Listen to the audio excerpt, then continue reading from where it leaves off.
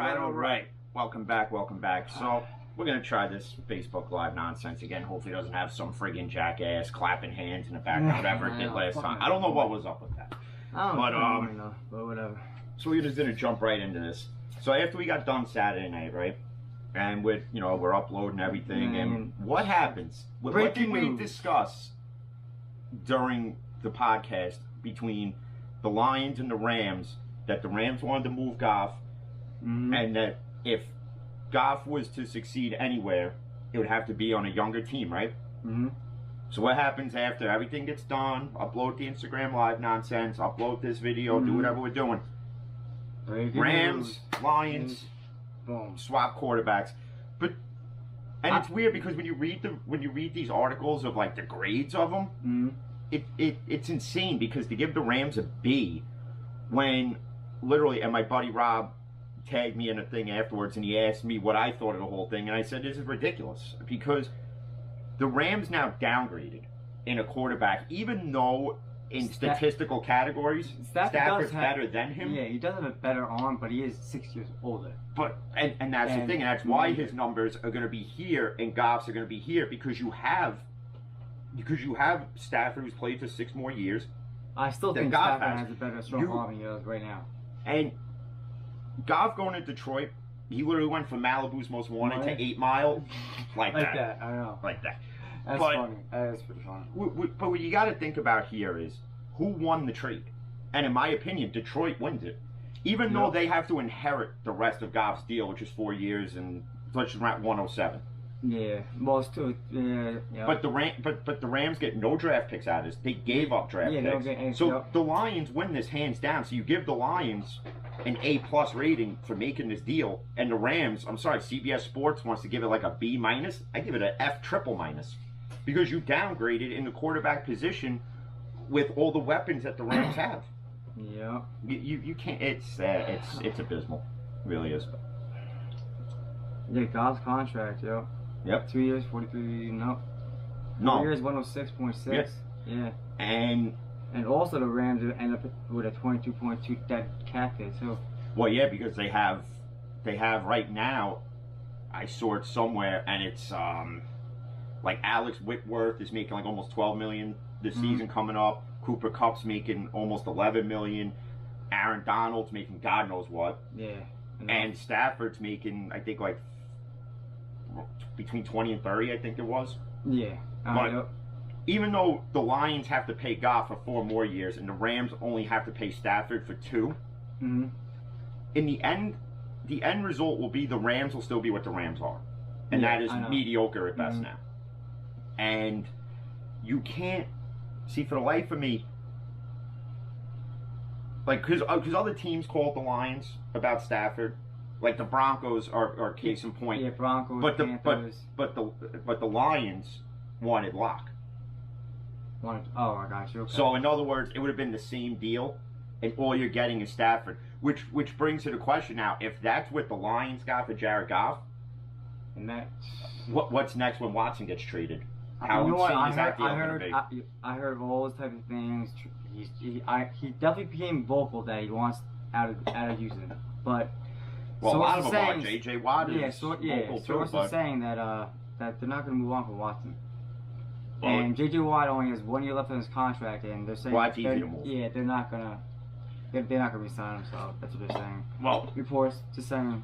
All the articles I read, and of course a lot of them are, they're all hypothetical ones. Where are the perfect landing spots for both? Obviously, I'm going to say JJ is the perfect landing spot in Pittsburgh. Yep. Okay. But if you're a team that's building a young nucleus, but you need that veteran presence, then Carolina's the fit. With Watson going to Carolina as well. So if Carolina can come out with a decent deal package to land both of them, poof. Well, they have to give up the first round pick. Oh, they'll be giving up first round for the next 10 years. I don't know why the Lions give up so much for it's insane. No, the Lions got all that in return. Oh, yeah, for right. The Rams gave up. I meant the Rams. The Rams now won't have a first round pick for the next 2-3 years. They're still alive. And again, as talented as Goff can be, literally, the Rams screwed themselves. They did. They screwed themselves because you could have literally just took the 2 quarterbacks and swapped them out and just took on both contracts with the Rams maybe having to pay. You could have met in the middle with like the Rams pay 2 years of the contract, the other 2 the Lions pay it, and then the Rams obviously will pay Stafford's, or the Lions pay 1 year of it and the Rams pay the other. Whatever you could have done, you never want to give up draft picks, especially high valued ones for a quarterback where you don't know what he's going to be. Exactly, I got you. And the Rams are taking, in my opinion, the biggest gamble on Stafford, because if it don't work out, Sean McVay's got a lot of questions to answer, buddy. Because, like, even the Rams called the Packers about getting Aaron Rodgers. Now, I read 5 minutes ago. I didn't hear about that one. I read 5 minutes ago that LaFleur and the GM, whoever he is, friggin' I don't even know what his name is. Probably something after a cheese that's up there in Wisconsin. They're committed to Aaron Rodgers in 2021. Of course. Okay, so you knew that was coming, even regardless to the end of the NFC Championship game, and well, that was just came out of frustration when he said that. He was pissed. You know what I'm saying? Yeah, but you know what happens in the world of sports when an athlete comes out after a loss, especially like that, and they're pissed off, and the tone and the context. All these reporters are going to take it and they're going to be like, "Oh, he sounded like he was mad." So, come on. Exactly. We all know. Yeah, I know.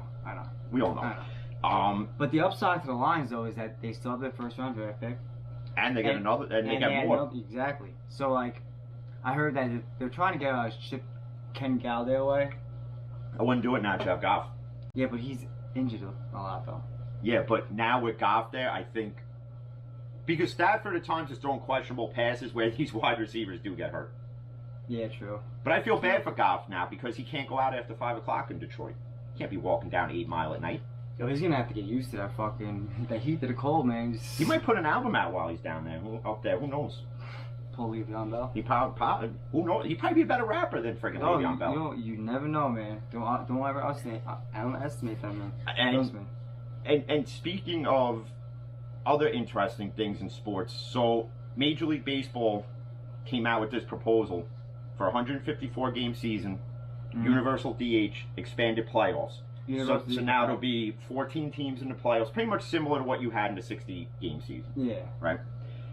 The union doesn't want that. The union wants to start on time. Major League Baseball's counter to it is they want to see where the vaccine is as far as like being distributed worldwide so that all the players can get it. Because nobody within sports is jumping the line to get the vaccine first. They feel it's the front lines.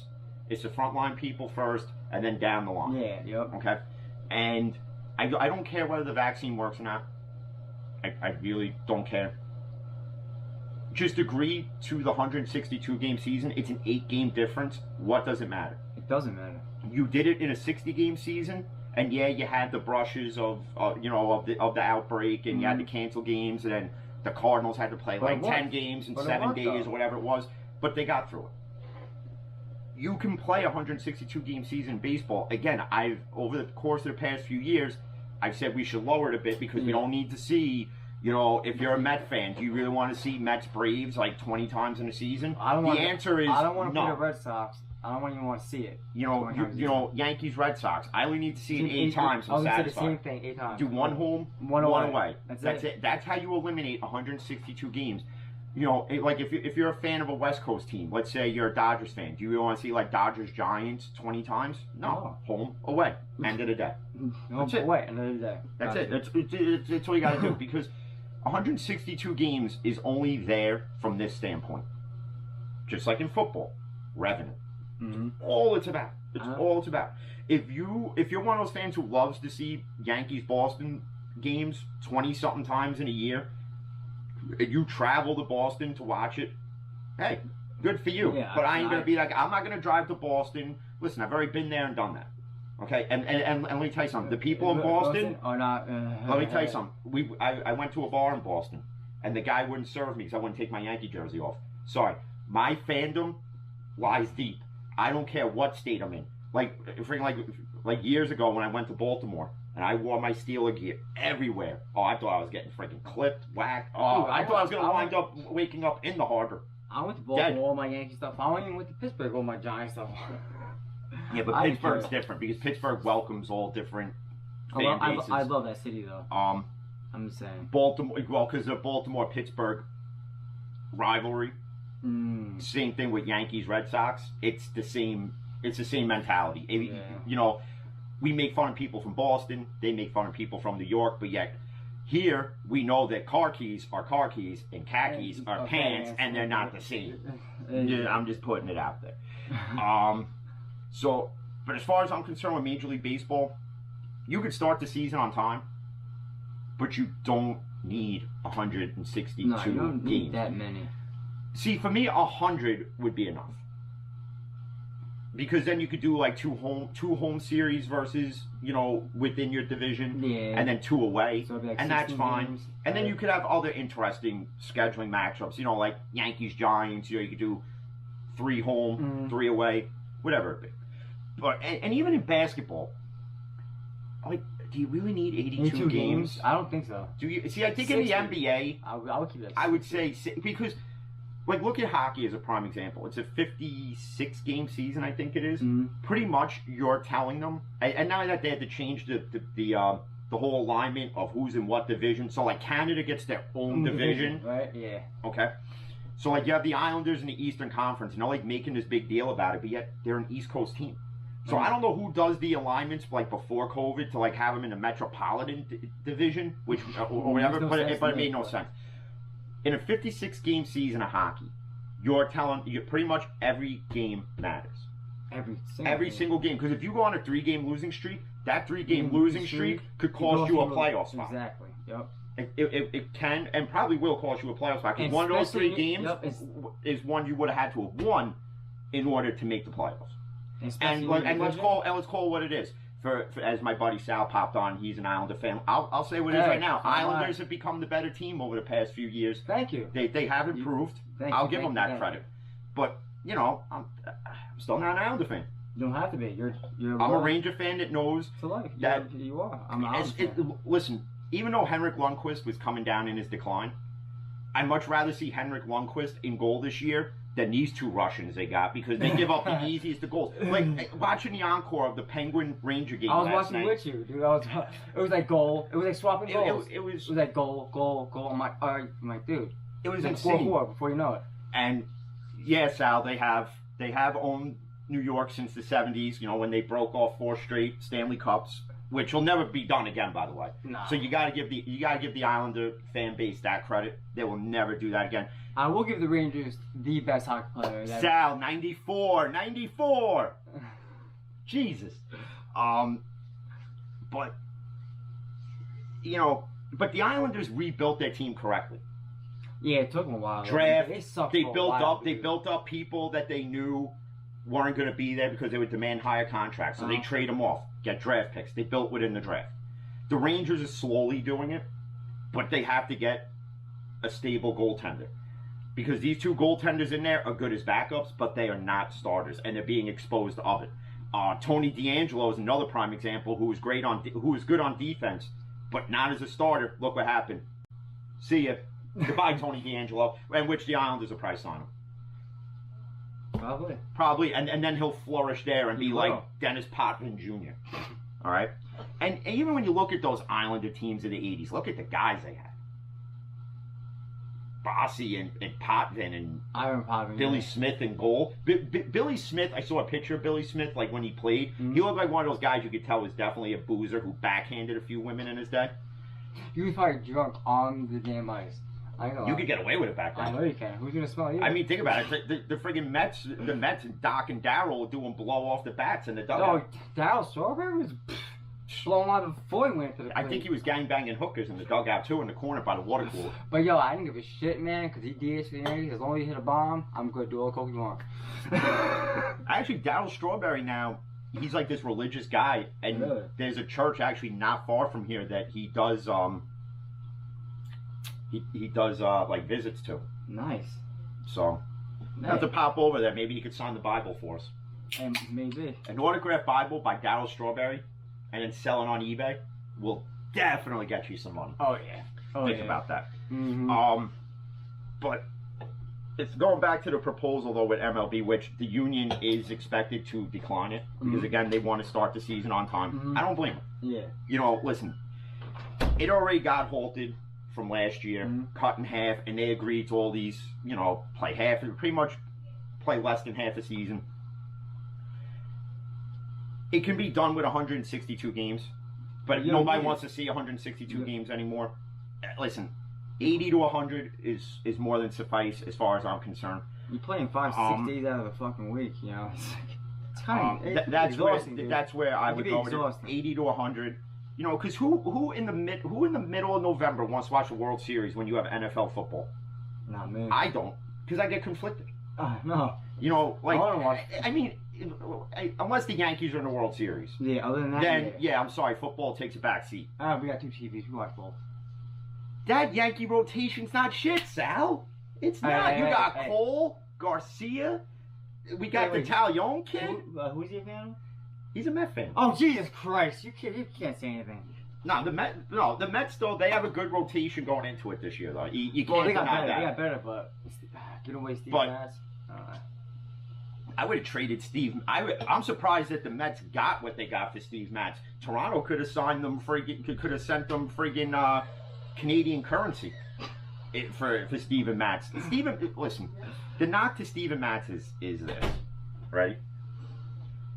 He's Jekyll and Hyde because you never knew which one you were getting. Oh, like Chad. And the only hype that he got was that he's a Long Island kid and he pitched at Ward Melville. Yeah. And they friggin' whatever, right? Yo, that's why I like him, man. And don't worry, because Tanaka's coming back. No, he's not. Yeah, he is. That contract's open. He said he has unfinished business in the U.S. and he will be back. That's what I read this morning, but okay. Yeah, practice balls for Steve Matz. There you go. Practice balls, maybe some uncorked bats from the Sammy Sosa day. Oh my God, I remember those. Probably could have traded for the older Sammy Sosa. Sammy Sosa, the little hop step before he went to first base, man. I hated that shit. Yeah, well, and we all know where Sammy Sosa is now. Somewhere in Texas, friggin' herding sheep or whatever the fuck he's doing. So, we all know Tanaka went to Japan. He's just gonna rub it in. It's all good. It's all right because he's coming back. He's gonna come back. The Yankees will get him back. Don't worry. Cashman always does something. All matters to me is that we have DJ still. And the thing about that, Cashman's been doing a lot of like Zoom interviews lately, and he's been very candid. He's been very candid in them. He even went at Gary Sanchez a bit. What did he say? He pretty much, you know, people ask him why was Sanchez sitting the bench. Listen, when you're not hitting and you're not producing, and the only thing you're doing is catching a decent game behind the plate or striking out, to the bench you go, because you can't just produce on one side of it, and you can't produce on one side on the defensive side of it and not produce on the offensive side of it. And Sanchez has got to figure it out, or you're going to see Kyle Ichikawa become the starting catcher of this Yankee team. Well, him and Garrett Cole have a way better chemistry than. And Cole's ERA last year was like a 3. No, well, with Ichikawa was a 1, but total was a 3. Yeah. That's insane. A 1 should have been lower, but. But those games that Cole gave up home runs were games where, and that's the other thing people attribute to Cole not pitching that well in certain games is blaming it on Sanchez. You do have to have chemistry with your catcher. And I use this as the example because Noah Syndergaard would pitch great with another catcher, like with a Thomas Nido behind the plate. But him and Wilson Ramos, who went to Detroit like a 1-year, $4 million deal, whatever it is, he couldn't pitch with Ramos behind the plate because they've never had that chemistry. Ramos will want one pitch, Syndergaard will want another.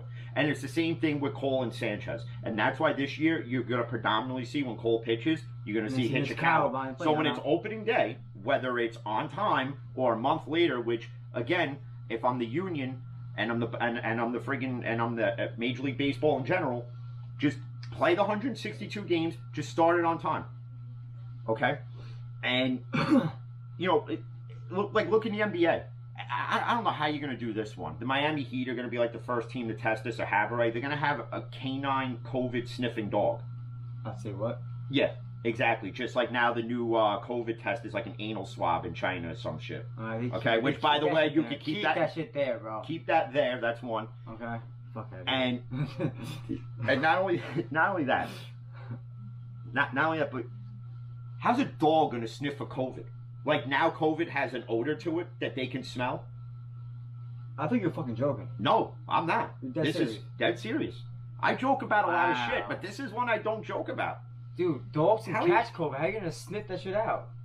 I don't know, unless they cut a dog open that caught it and died and said, "Oh, this is what it smells like." Stuff his nose in that bitch.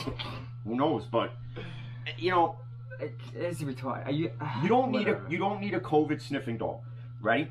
These stadiums are built to hold anywhere from 40 to 80,000, and some of them 100,000 people. Okay. You test them as they walk in, man. You can hold fans in a stadium as long as they are distant, for one, and you don't have to have it at full capacity. Look at the Bills game. Yeah, but that's because friggin' Blomo is a Bills fan, and then he was, "Oh, I'm gonna be at the game," and then he didn't show up because everybody signed this petition for him not to be there. Yeah. Okay, we all know what it is. We all know how the Bills Mafia is. Okay, for as annoying as they are, and friggin' jumping through flaming tables that don't break, and the one guy slid off of it and broke his face on the concrete. Loyal ass fans, all right, that much. He was afraid he was gonna get hit with multicolored dildos. That's what it is. We knew it. Probably, we knew it. Probably. You know. Fucking made it about it. You know, well, Mayor de Blasio is another guy. Between him and Blomo, I don't know which one is the bigger moron. It's like two Forrest Gumps molded into one.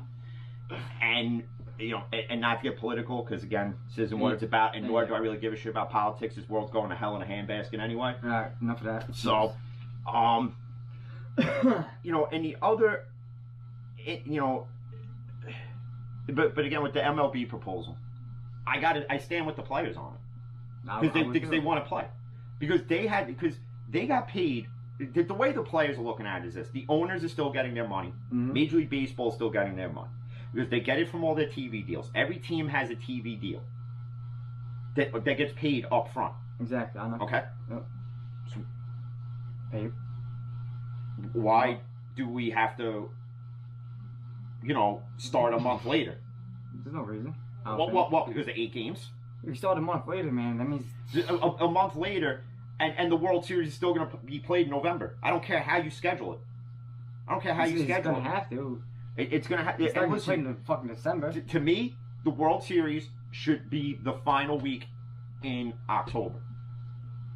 And that's it. I don't need baseball in November. I'm already done. Let's put it this way. By September, I'm done with baseball. Me too, because football starts, baby. Because how many times you got to watch the same teams play and play and play? Okay.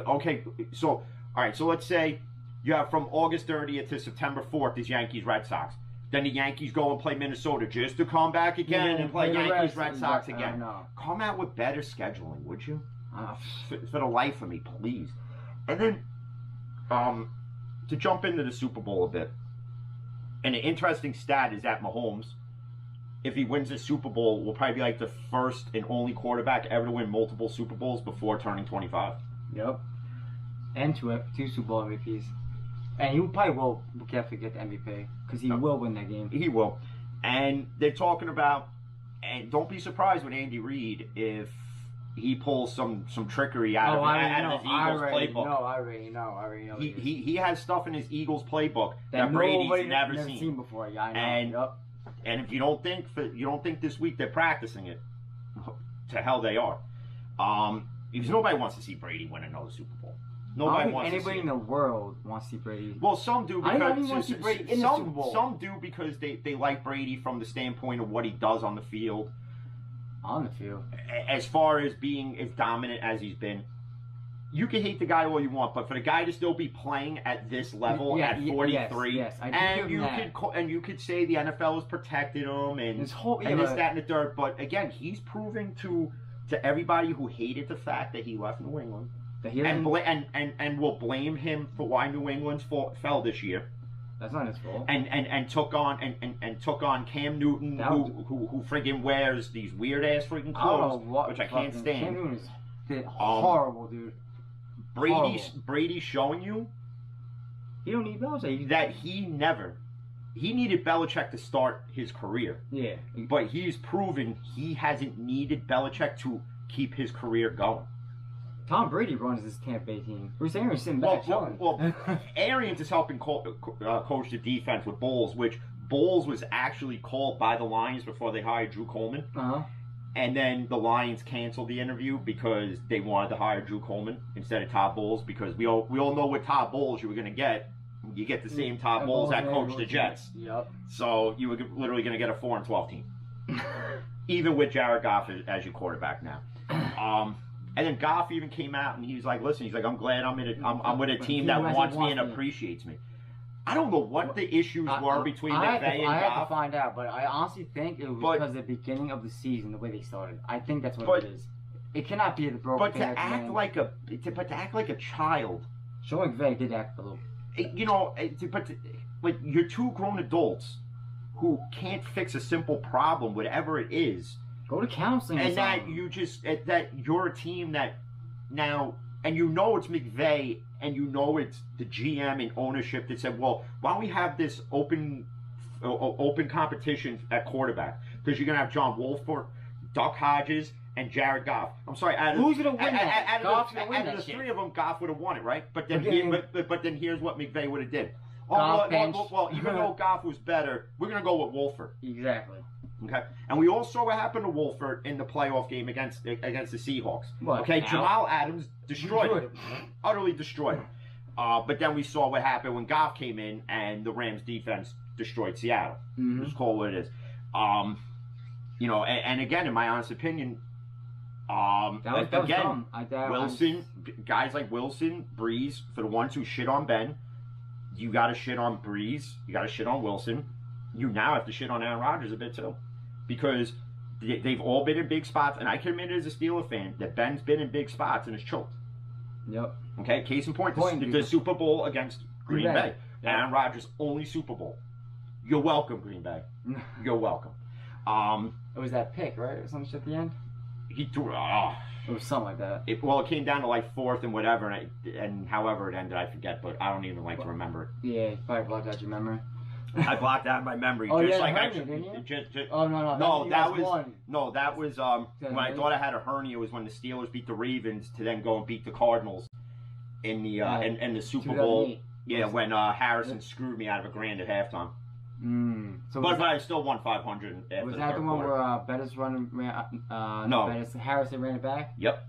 James Harrison screwed me. Thanks, James Harrison, you prick. But you know what though? It's a good thing he did, because that was that touchdown. That was a turning point. If they didn't score there, you're looking at possibly Kurt Warner winning Super Bowl. Yeah, because Larry Fitzgerald right after that, remember? Right on the scene. Well, that was in the fourth, and then Santonio Holmes, which everybody go watch it again.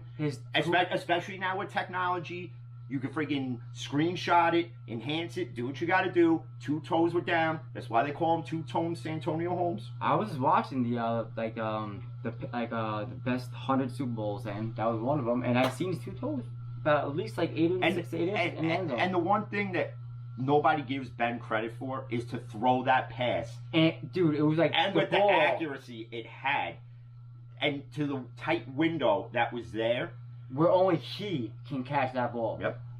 Dude, I'm talking about like 4 to 6 inches over the defender's hand. And I'm not saying that Rodgers doesn't do that, because Rodgers does it. Rodgers has one of the best arms I've ever seen. Without a shadow of a doubt. But and when you want to talk about that in the Super Bowl, out of Brady and Mahomes has got the stronger.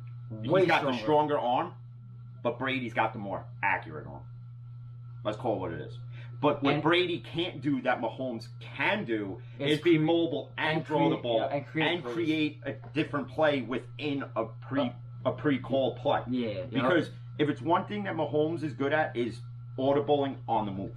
Yeah. Yes. He can extend the play further than it really needs to be extended. Because we've all seen what happens when a play gets extended. What usually happens? Turnover, sack, or a BS penalty that didn't need to be called. Which, by the way, in this Super Bowl, if you don't think this is going to be a flag-happy Super Bowl, get ready. Because it's going to be one of the most flag-happy Super Bowls I've probably ever seen, because of the fact that it's Brady and it's Mahomes, and the NFL as a whole is going to try to protect these two so that neither one get injured in the Super Bowl. Because think about what happens if Mahomes gets injured in, say, the first quarter. This becomes a blowout. Yeah. Because you think Chad Henne... Listen, Chad Henne kept you in the game against Cleveland. Okay? Yeah, he ran you could say Chad Henne is the reason why Cleveland, thank God, is not going to the Super Bowl. Because if Cleveland had won that game, and I can't believe I'm about to say this, if Cleveland had won that game, they wouldn't have beat the Bills. They wouldn't have played the Bills. Cleveland probably would be in the Super Bowl. Yeah, I know. That's for me as a Steeler fan to say it, they probably would have. Because at that point, momentum would have been on their side. And I would have been sick to my stomach. And if Cleveland was in the Super Bowl, you can, as the day is long, I can guarantee you I would not watch it. Yeah, you would. No, I wouldn't. I would not watch what? So let's say hypothetically, if Cleveland were to win, we got to see more Baker Mayfield Progressive commercials with the Super Bowl trophy in his house. It's already on every single fucking channel. I'm good. Like, no matter where you change it, you're gonna see the shit anyway. But anyway, if they did win, I'd be happy for Odell. There you go, bro. You're a ring. They probably wouldn't even give him a ring because they probably trade him off. Fuck him. He's on the team, y'all. Give him that ring. But going back to like looking at the notes that we have here and just looking at how the Rams just screwed themselves now for the next like 5 years. I know, dude. I know. Like yeah, and in the article I read, they're trying to say the reason why this trade was made was to alleviate salary cap room.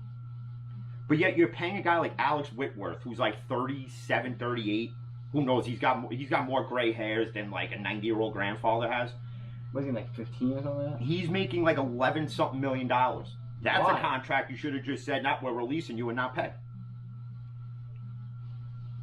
38 years old, holy shit. But to say that that's the reason you moved Goff was to get rid of the contract. That's the reason they portrayed out. You know what I'm saying? Then why did you give him the contract?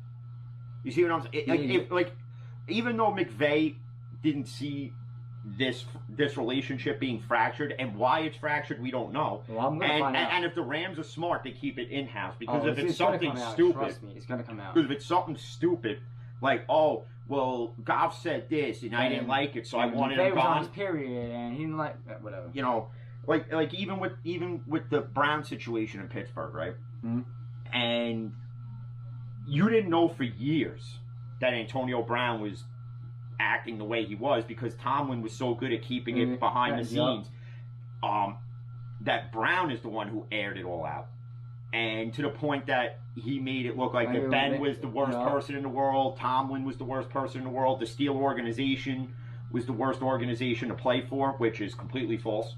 Because you have the Rooney Rule because of the Rooneys. Mm-hmm. You have a team that has only had 3 quarterbacks over the course of 60 plus years. And you've had this franchise that, I'm sorry, Dallas, you're not America's team. You're not America's team. America's team is now and will be always. Sorry, haters. It's the Steelers.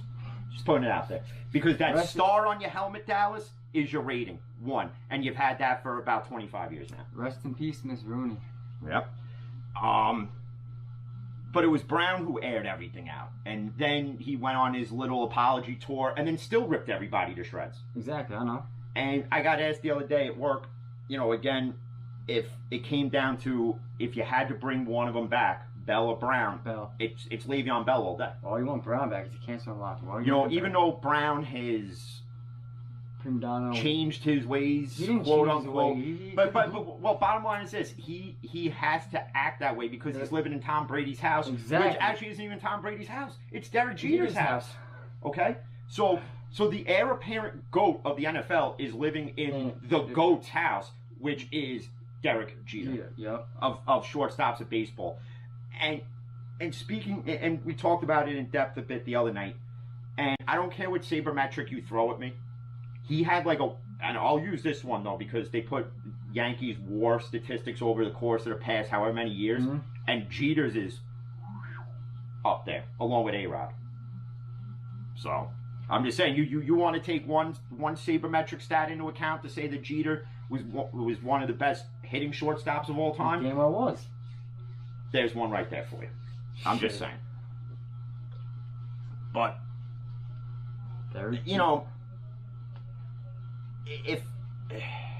but jumping back to the proposal that'll be rejected again. Mm-hmm. I don't understand how you have grown people All right, you have a union, and then you have Major League Baseball. So you have Rob Manfred, the ballless wonder, just like Roger Goodell. I think they're cousins somehow. They gotta be related because both of them are as cool as Alicia Silverstone. Okay, so you as Major League Baseball hand the union this proposal of 154 games, and you know, and I get you want to see where the vaccine is and blah blah blah. Yeah. But it's over 8 games that you're gonna sit here and argue about. And even though I'm a proponent for a shorter season because, you know, and again, maybe it's selfish on my part, but maybe other fans of baseball want to see Yankees Red Sox 142 times or Mets Nationals 155 times. By all means, if that's what you enjoy, then that's what you enjoy. But I can't do it. 80 to 100 games is fine for me. I even liked the 60-game season last year because it makes it more competitive. If you had a 162-game season last year, did the Miami Marlins make the playoffs? No. So a shorter season, in essence, in my opinion, isn't selfish to the sport because it's giving even those smaller market teams a better chance to compete. Exactly. You know, as far as for a playoff spot, and it proves that every game matters, and that's, you know, like football's got it right. Mm-hmm. Football's got the perfect schedule. You have 16 games you play, and then you got the playoffs and you got the Super Bowl. Well, now it's 17. Which, for the life of me, even though you're cutting 2 games of preseason out, they should have cut 2 games of preseason out years ago. We all know that. Now it would never be an 8-game season ever again. But, well, 8-1 could be. And the one thing as I'm looking, you know, as I see here with the Watson trade proposals and the rumored one where it's going to be the Jets and it's going to be the Niners and Houston. If I'm the Jets, the only reason why the Jets are involved in this is because San Francisco is involved in it. The Jets, Robert Saleh is now the coach of the Jets. That's how Jimmy Garbage Cans winds up in green and white. And Jets fans are going to clamor for it. Oh, ha ha ha! Screw you! We got New England's heir apparent to Brady and all this stuff. And then watch what the end result's going to be. The same thing that he produced, but that he produced in San Francisco after the Super Bowl year. He hasn't been the same. He has not been the same. He wasn't even that good that year either, bro. No, their defense is what got him to the Super Bowl. Like, how you overthrow Emmanuel Sanders, bro, in the Super Bowl? Over by that much. Because, like my buddy Sal calls him, he's Jimmy G garbage. Dude, by that much. It's insane. Eli Manning wouldn't have done that. If I'm a Jets Daniel fan, Jones wouldn't have done that. If I'm the Jets organization, and I understand you want to let the new head coach have input on who's going to be the quarterback because now it's his team. So he's going to want who he wants. But if I'm Joe Douglas again, and I know we've said this at nauseum, you step in. But Joe Douglas is the guy who came out and said Darno is the future quarterback of his team. No. So if you claim to be this loyal GM that you are, you have to stand by that word. Yeah, Robert Saleh is saying that he's not. So, and I've been saying it, and I'm going to say it again. Put weapons around Darno. Put another beast alongside Becton. Get a running back who's solid, and that's it. Number one, they got to give an offensive lineman at the number 2 pick. That's Penny Sewell. Well, even if the Jets go wide receiver there, and which you need one. Yeah, but they could also find a receiver later on in the first round. Yeah, but you want the best one, and who's the best one coming out? It's from Alabama. Yeah. Okay. So Devontae Smith. Okay. You get Devonta Smith there. Mm-hmm. Because we already know who's going number 1, Trevor Lawrence. Okay, and again, Jaguars fans at nauseum with this, and I can't. You're not winning a Super Bowl with Urban Meyer as your head coach. If he plans on using that Florida Gator offense, where it's literally a high school football team that my old high school would run, okay, or any high school would run, where it's dink and dunk and just run around like an aimless asshole. Okay? All right? It's not going to win you anything in the NFL. And Urban Meyer had to have been the worst choice because he's out of touch with football at this point. He was better off just doing the college pregame shows like he was doing. See, the guy who really should have been in Jacksonville, to me, is Josh McDaniels. Oh, from the Patriots? From the Patriots. But he's waiting for Belichick to walk away because that's just the easiest position to, because he already knows all the players. Yep. He knows the system. And so who better to take over for Belichick than Josh McDaniels? That's why he rescinded on the Colts deal that he got crucified for. Mm-hmm. That's how Frank Reich became the Colts head coach. Just for those who didn't know, that's why. Does Jacksonville get better with Trevor Lawrence at quarterback? They win a few games more. Yeah, and no. Instead of going 1-15, they may go 2-14 now. No, 2-15, 17 games. I don't care. 17 games.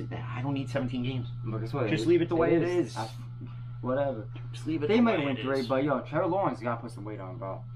Oh yeah. If he gets hit by Aaron Donald, he's breaking every single bone in his body, man. He's getting split in half. He's gonna be like the worms from Men in Black when they get exploded in the friggin' room with Rosario Dawson. I can't wait to see Joe Burrow come back this year. I feel bad for that kid too, though. You know? Yeah, Kevin McAllister. Yeah. I know. He's needed, but yeah. I don't like the Bengals, but I can't. But yeah, I just feel bad. I feel bad for him, man. It sucks. Yeah. No, that was a gruesome injury there, and to be ahead of schedule the way he is, and but to reiterate back to the McDaniels thing is, buddy of mine became friends on Facebook a few days ago. Mm-hmm. It is an interesting point that some are not meant to be head coaches, because he really, if you look at McDaniels' Bronco record, doesn't jump off the page. But I think if he implements the Patriot system in Jacksonville, he could be successful, but you don't know. Maybe that's why he hasn't taken another head coaching position, because maybe he realizes he's better suited to stay as a coordinator, and maybe that's what Matt Patricia should have did instead of going to Detroit. I know. And this goes to show Lions fans now that they're somewhat serious about becoming a winning franchise. Yeah. But you were about 2 years behind on it. As far as from the head coaching standpoint, because Matt Patricia, after the first losing season, I would have been like, for a guy who was under Belichick, you suck. What the fuck's going on? Exactly. You suck. See you. Goodbye. But getting Goff, are they an immediate playoff team? No. Yeah, no. Because you still need the chemistry, though. Because you have it's a whole different offense. Well, that's the thing, and we don't even know yet if there's going to be or not. Well, we don't know if there's going to be an actual preseason, or if there's going to be, again, virtual Zoom nonsense. And if it is, these rookies coming into the league this year, are they going to be as dominant as some of them that came out this past year, like Chase Young, Chase Claypool? Chase Young. Let's call it what it is. Joe Burrow.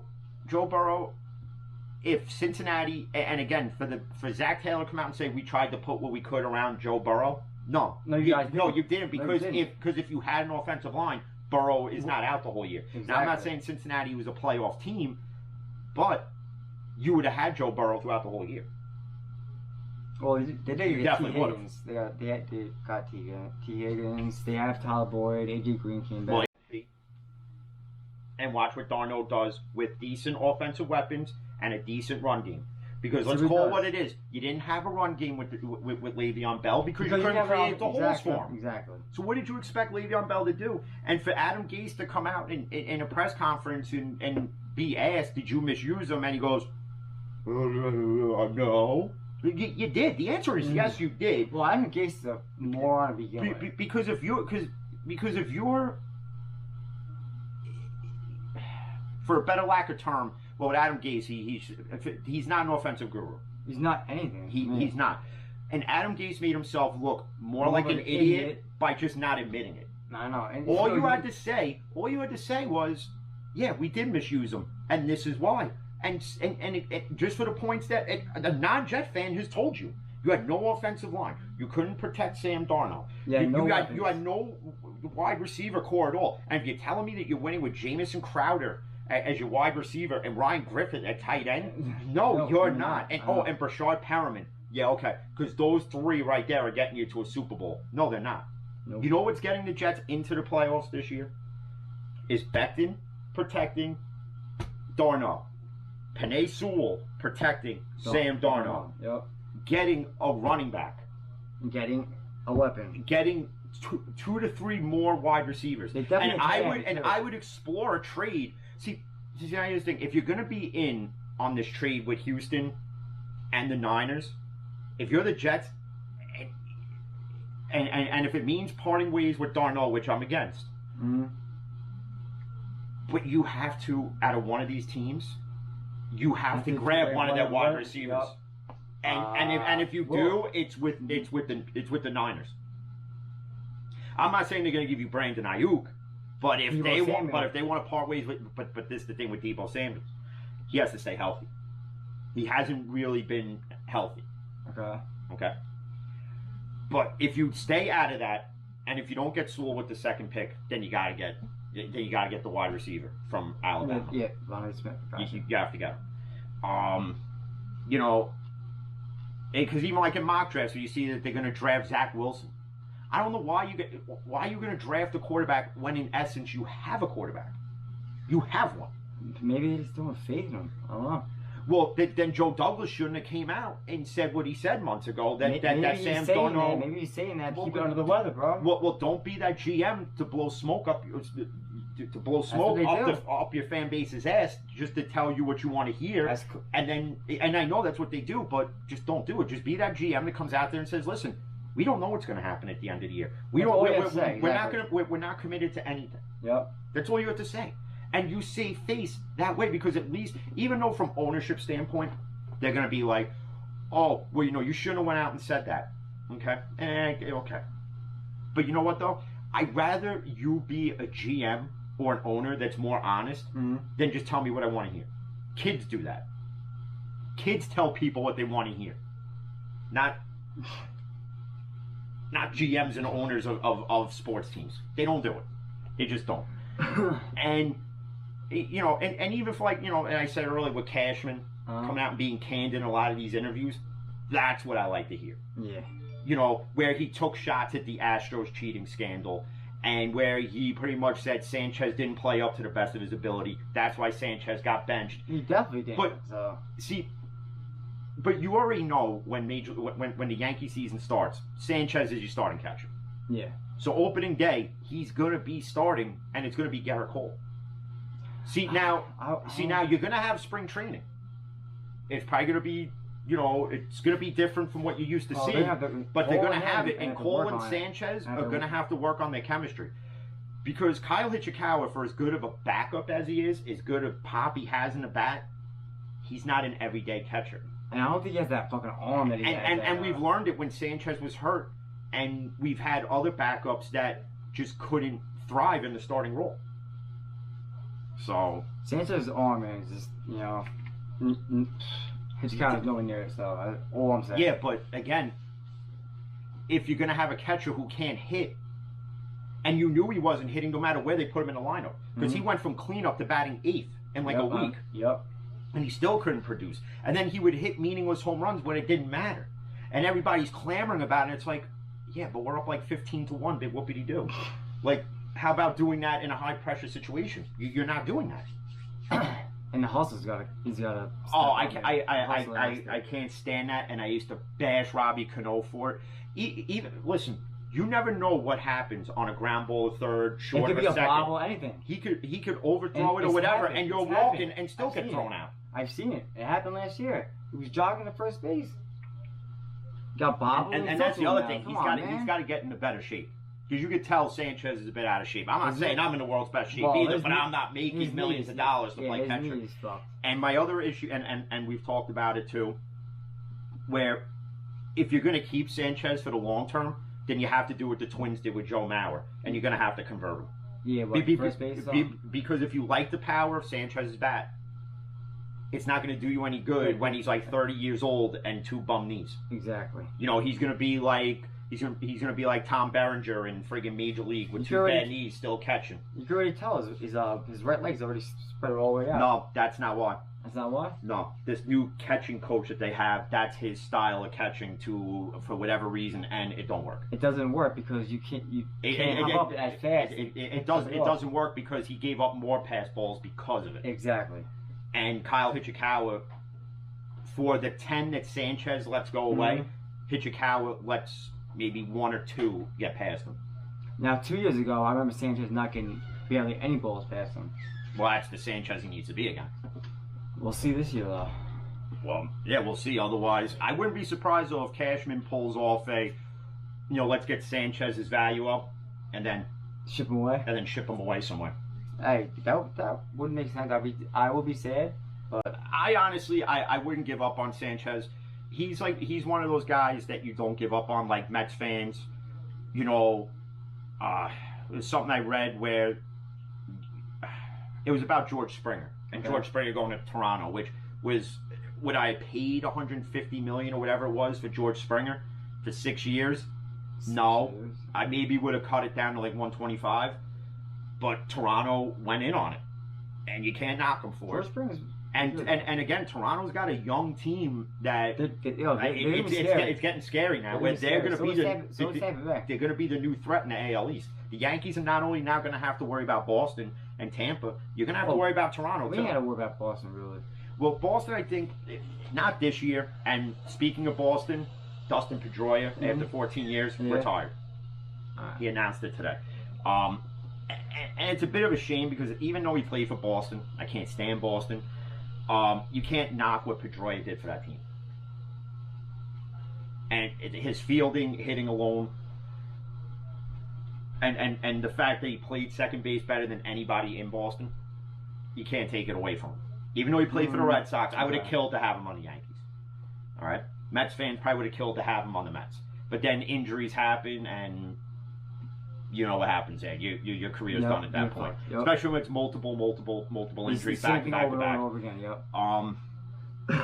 but Mets fans were mad that they didn't go after George Springer. But how do you know? You don't know what Steve Cohen and Sandy Alderson offered the guy. They may have only offered him 4 years, $100 million.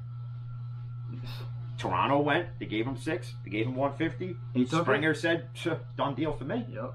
So because and the reason why Mets fans are mad are like, well, now you're going to trust Michael Conforto more than you would have George Springer. No, I would. I wouldn't. I think Michael Conforto is a decent outfielder with a decent bat. Decent. And George Springer, in my opinion, the only reason why George Springer is where George Springer is because of the cheating scandal. Knowing what pitch is coming. Well, we'll see. That's what he's going to be linked to. Yeah, but we'll see. We'll see the George Springer. We'll see. Now, if he produces the way he did before we found out about the cheating scandal, then okay. But if not, then okay. Then and I even read somewhere somebody tweeted out, to go back to football, that Kirk Cousins is criminally underrated. Excuse me? That's what I said. How in the world is Kirk Cousins underrated when he plays? The hell did he do in Washington? When he plays subpar at best? What did he do in Washington? Nothing. And again, I know we've said it before, but he literally, Minnesota took $84 million, put it into a garbage bag, and set it on fire. Yep. Because that's what you did. You want Minnesota to win a Super Bowl with Jefferson, Thielen, Rudolph, Dalvin Cook. You're like, oh my God, yeah. Right? Not Kirk Cousins, sorry, Pippin. Right? Then you trade Kirk Cousins. Why? See, Minnesota should have went in on the Ram deal. Really? To get Jared Goff. Jared Goff with Thielen and Jefferson and Rudolph and Dalvin Cooks. Minnesota's easily in the playoffs. Easily in the playoffs with that alone. We're even hopping on that Washington deal. Fuck it. See, Minnesota could, but then Minnesota's given up on building for the future. Any team that trades, they're kind of like any team that trades for Watson is screwing their future. Even though you're getting a solidified, stable quarterback now, and look who's around him, though. You know what I mean? In Minnesota, Watson definitely gets you to a Super Bowl. Easy. Okay? And possibly win it. But to give up what Houston's asking for, in my opinion, is not... No. I can't. I can't. In that case, at least from my team standpoint. Now, Houston knows they're not going to get anything for him. That's why Houston's coming out saying they have no intentions of trading him. You have a better chance of trading J.J. Watt before you ever trade Deshaun Watson, in my opinion. I'll be surprised if Washington sits the fuck out this season, bro. Watt's not going to sit out because Watt loves the sport of football. Watson ain't going to sit out either because he's not going to get paid. Think about every game check he loses sitting out. It'll be the Le'Veon Bell effect. Le'Veon Bell. Remember when Le'Veon Bell sat out? Le'Veon Bell lost a shit ton of money. That's ridiculous in the agent. Yeah, well, maybe if his agent passed third grade math, he would have realized the Steeler deal was the better deal. Clearly. And, you know, and in speaking of that, they're saying, you know, obviously Connor's testing free agency. But a lot of people come out saying, don't be surprised the Steelers get him back on the cheap. I don't see it happening because I see a team out there who says, hey, we need to add running back depth. Why not add Connor?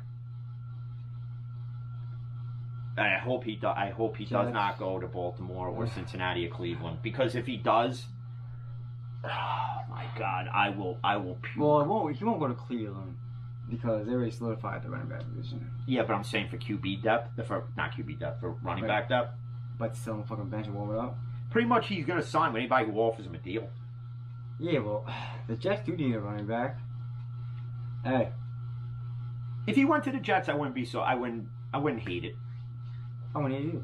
But, you know, if I'm the Steelers and if I got to read again that Najee Harris is going to be drafted with the 24th pick, again, I'm telling you, until that night, and I see Roger Goodell come out or wherever he's going to do the draft from, probably from his house again. It'll probably be virtual again.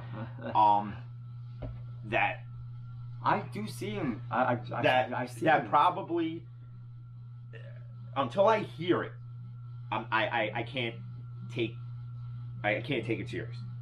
Hey, I'm telling you, he might be there. It's possible. I'm serious. Now, but if we get him, he has to be the Najee Harris he obviously was in Alabama. Because again, everybody who comes out isn't made to play in the NFL. Yeah, but you see his size. He's a Derrick Henry size, 6'1", 250. He's a beast. But still, they said that about Trent Richardson too. And look what happened with Trent Richardson. Trent Richardson was a complete bust in the NFL. Brandon Jacobs. So, again, just like some coaches are made to coordinate and not lead a team, some players are just meant not to be in the NFL. Mm-hmm. Tim Tebow is a prime example of it. Because would he have been successful in the NFL if he switched positions? Yeah. If he had went to like a running back, fullback type position, Tim Tebow probably because his size would probably have had a decent NFL career. But he wanted to be stubborn, and he didn't want to listen to what scouts were telling him. And look where he is now, playing in the Mets minor league system. And the only reason why the Mets did that, and let's be honest, was because it's Tim Tebow, and they figured that they could generate their minor league system revenue and all that. That's all that was for. And knowing that he would be featured in major spring training games, so it would get ratings up to see how Tim Tebow really plays. And let's put it this way: Tim Tebow really is just a one-trick pony. He just hits, and that's it. Because he can't play the field. But just like he really couldn't, just like he couldn't quarterback in the NFL, really. So, but let's just call that what it is. But, I know the other night we were supposed to do the Jordan, Kobe, LeBron debate, and we did start talking about it, but then we kind of jumped off of it. Yep. And I do want to do it, but I need a whole segment for that one. But what we need, not only that, is we need to do a debate. You can't have two people that agree on the same thing. So what you need is people who see different. So almost like a round table discussion is what I would like to do. We definitely have to do different generations, obviously. But you can't. But it can't just be us debating it and then everybody watching and listening and then being like, okay, everybody said Jordan's the GOAT. You know, and you know, like us agreeing on it that it's Jordan, Kobe, and LeBron a distant third. You can't do that. And there's other debates that I want to do that once we're done with this, we'll go over because we got other shit we got to do anyway. Like other debates I want to do for down the road. And obviously, you know, as the weather gets warmer, we're going to go different places and record. So if people want to jump in on it, you know, we could meet wherever and, you know, we could do it. Facebook Live, Instagram Live, whatever it is. I don't care. Again, like I said, I wanted to be interactive. People can chime in with their questions, you know, say whatever they want to say. But that's how I want to do debates, though. It can't just be you and me agreeing on. Like, if we were to do the greatest Yankee of all time, you would literally need, like, 7 years time to go over that. Because there's been so many great Yankees over the course of since I started watching baseball till now. And, well, you know, I wouldn't want to get into that because that'd be so much. Well, you would have to have everybody's stats, and you'd have to. Man. Oh, it would just be. But again, you need 7 years just to probably discuss one. Exactly. So, that being said, lovely snow day, as you can see. God damn, it's too much snow. Lovely. I actually want to go play some football. Me too, actually. I'll go play some football. It's I remember. See, that's what I miss about being a kid. Because on snow days like this, we'd all go out and play football and spear each other in the cars. We didn't know that we're there because the plow guy would come. Great times growing up in the old NHP. Yep, great being a kid. Now I have a damn thing to worry about. Yep, and now what we have to worry about? Bills and potentially a kid being yours, it's not yours, and so on. Who knows? I'm not saying it might. I don't have that worry. No. Don't worry, Dad, if you were watching. Don't worry. I don't have any other kids other than Alyssa. Don't worry. Don't plan on having another one either. Don't worry. For women who are watching, I'm not a relationship guy. Let's just put it out there right now. But there's other things obviously throughout the week. We'll probably do one maybe Wednesday, possibly Thursday. Who knows? Still got to try to work out the set schedule thing. Yeah, I got a lot of work to do this week. I mean, so, but we'll figure it out. I don't know if we're always going to do it. Facebook Live, Instagram Live. Sometimes, let's do the audio part, record the video, upload it later. Who knows? But I figured we'd do one today because we go over the golf thing, Major League Baseball's. That golf thing is crazy. Breaking news. It's like. And listen, and again, you can't grade the Rams getting a B in that deal. Who gave him a B? CBS Sports. In an article, grades it a B. I would give him a D or a C minus. It's an F. It's an F triple minus because you got older at quarterback. You got older, but Stafford does have a stronger arm at this point. He does, I believe. Yeah. Listen, again, I'm not taking what Stafford could do on the field lightly. Does it put him in a winning situation with the Rams over the Lions? Yeah, but who really benefits? The Lions. Detroit. Because the Rams go. The Rams literally gave up. I don't know why. They in my opinion, the Rams with giving up next year's first round, 2023's third round. Mm-hmm. You gave up the possibility of getting another Cooper Kupp type wide receiver, or getting another Aaron Donald on defense, or another Jalen Ramsey. Or that's what you gave up. Mm-hmm. That you now gave Detroit. Exactly.